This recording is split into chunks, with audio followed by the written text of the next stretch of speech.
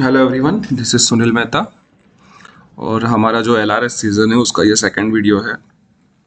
तो पर्टिकुलर अभी मैं आपको ये बताने वाला हूँ कि जो भी हम एलआरएस की सीट में जो डेटा डालना है, जो हमारा सेकंड पार्ट था, जो कॉन्ट्रैक्टर डेटा हमें जो कलेक्ट करना है कि जो भी हमने कॉन्ट्रैक्टर को क्वांटिटी पेड किया है तो वो हमारे एलआरएस में हम कैसे फुलफ़िल करेंगे और उसका बैक सपोर्टिंग डेटा कैसे बनाएंगे।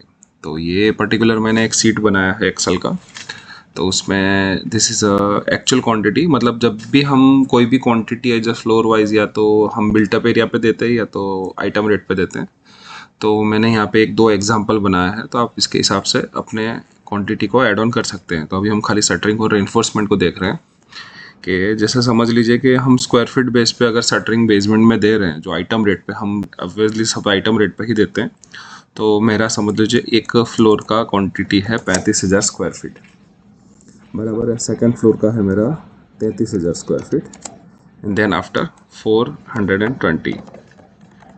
तो ये मेरा क्वांटिटी हो गया एक्चुअली शटरिंग वर्क का, मतलब शटरिंग वर्क में मेरा इतना फ्लोर का ये क्वांटिटी एरिया है। तो हमारा यहाँ पे दो क्रॉस चेक क्या रहेगा कि अभी जैसे यहाँ पे मैंने डाला है कि भाई इतना क्वांटिटी हमने है और अभी हमारा डिफरेंस इतना, मतलब अभी इतना बैलेंस बचा हुआ है, मतलब अभी मैंने किसी कॉन्ट्रैक्टर को कोई पेमेंट नहीं किया है। तो ये हमारा एक डबल क्रॉस वेरिफिकेशन हो जाएगा, साइट के लिए भी हो जाएगा और हमारे एलआरएस के लिए भी हो जाएगा।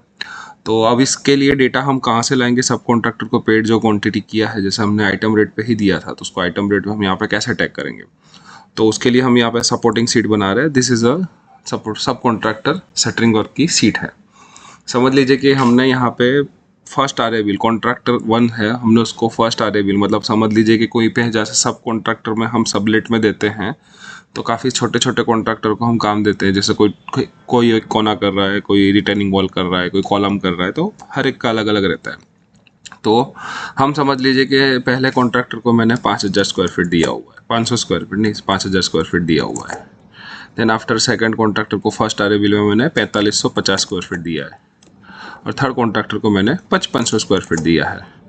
देन उसका सेकंड बिल आया तो मैंने सेकंड बिल में इसको 2500 स्क्वायर फीट दिया। देन आफ्टर इसको मैंने 1500 स्क्वायर फीट दिया और थर्ड कॉन्ट्रैक्टर का मेरा 8,500 स्क्वायर फीट दिया।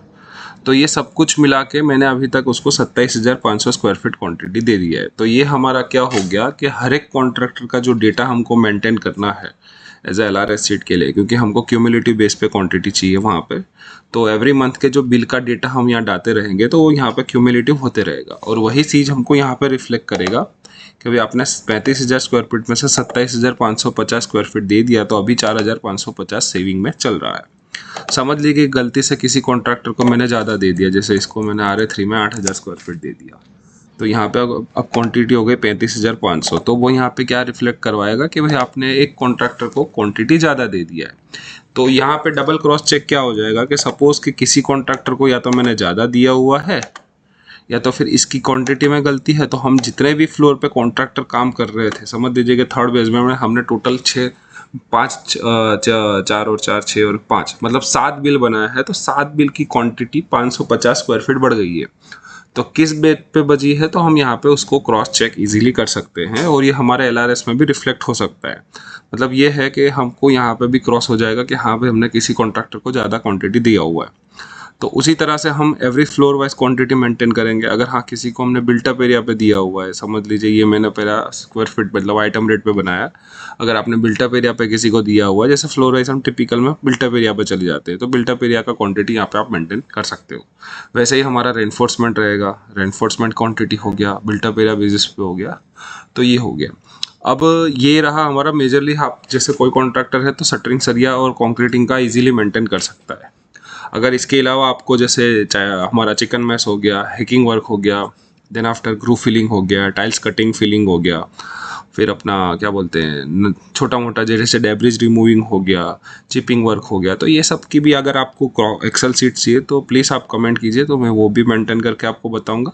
पर हाँ पर्टिकुलर जो मेजर क्वांटिटी हमारी, क्योंकि हम लोग क्या करते हैं कि कोई भी कॉन्ट्रैक्ट्स में जो 80% पोर्सन है हम उसको 110% फॉलो करते हैं, बाकी का 20% हम परसेंटेज बेस पे ले लेते हैं। हाँ बट परसेंटेज बेस सही आ रहा है कि नहीं आ रहा है तो वो क्रॉस चेक करना भी बहुत ज़रूरी है। कई बार हम ऐसा छोड़ देते हैं कि भाई रिकन्सिलेशन में सपोज के हमारा जो चिकन मैस है, तो चिकन मैस में हम कभी भी सीमेंट कंसिडरेशन नहीं लेते हैं, और सबसे ज़्यादा मेजरली सीमेंट वहीं यूज़ होता है, क्योंकि वहाँ पे हम जो भी मसाला बनाते हैं तो मसाले में मैक्सिमम सीमेंट पोर्शन ही ज़्यादा रहता है, तो वो कंजप्शन काफ़ी सारा हमारा हेक्टिक हो जाता है। फिर जैसे टाइल्स वर्क हो गया तो उसमें ग्रूव फिलिंग है, ग्रूव फिलिंग को हम नेग्लिगेट कर देते हैं, बट जब उसकी लेबर कॉस्ट और उसका मटेरियल कॉस्ट गिनने जाएंगे तो बहुत ज़्यादा वेरिएशन लेता है, कि अगर आप 25 रुपये या 20 रुपये स्क्वायर फीट में अगर टाइल्स लगवा रहे हो तो 7 रुपये 8 रुपये स्क्वायर फीट तो आपका ग्रूव फिलिंग ही जाता है, और उसमें मटेरियल एड ऑन करोगे तो ऑलमोस्ट टाइल्स के लेवल पे ही पहुंच जाता है।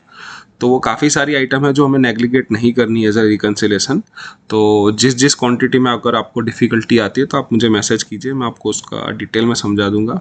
बाकी हमारा जो लेबर सपोर्टिंग डॉक्यूमेंट का जो फर्स्ट पार्ट था वो मैंने कर लिया है, कि अब उसके बेस पे हम एक लाइव एग्जांपल भी देखेंगे। मेरे पास जो भी अभी मेरे पास डेटा अवेलेबल है क्लाइंट बिल के, तो मेरा एक बिल्डिंग कंप्लीट हो चुका है, तो उस बेस पे मैं आपको एक कम्प्लीटली डेटा एनालिसिस करके दिखाऊंगा कि कहाँ कहाँ हमने गलती की थी, कहाँ कहाँ हमने उसको रिकवर किया। क्योंकि कई बार क्वांटिटी ज़्यादा पेड करने के बाद भी हमें जैसे डुप्लीकेशन ऑफ वर्क हुआ है, जैसे यहाँ पे समझ लीजिए कि 550 स्क्वायर फीट है जो हमारा एक्सिट चला गया है, तो एक्सिट जाने के काफ़ी सारे रीज़न हो सकते हैं, या तो फिर ड्राइंग चेंजेस होगा, या तो फिर पर्टिकुलर कॉन्ट्रैक्टर की गलती की वजह से डबल हमें डुप्लीकेशन ऑफ वर्क करना पड़ा होगा। तो ये काफ़ी सारे रहते हैं रीज़न। तो वो रीज़न को हम कैसे मिनिमाइज़ करेंगे, उसका कॉस्ट को हम कैसे मेंटेन करेंगे, तो सब कुछ बहुत ही ईजी रहेगा। तो पर्टिकुलर नेक्स्ट वीडियो में हम देखते हैं। बाकी आपको जो भी डाउट है, आपको जो भी इश्यू है, प्लीज़ बताइए मुझे, मैं आपको आगे कम्प्लीटली सपोर्ट करूँगा, और जो भी आपके डाउट्स है उसको मैं ईजिली क्लियर करूँगा। Thank you.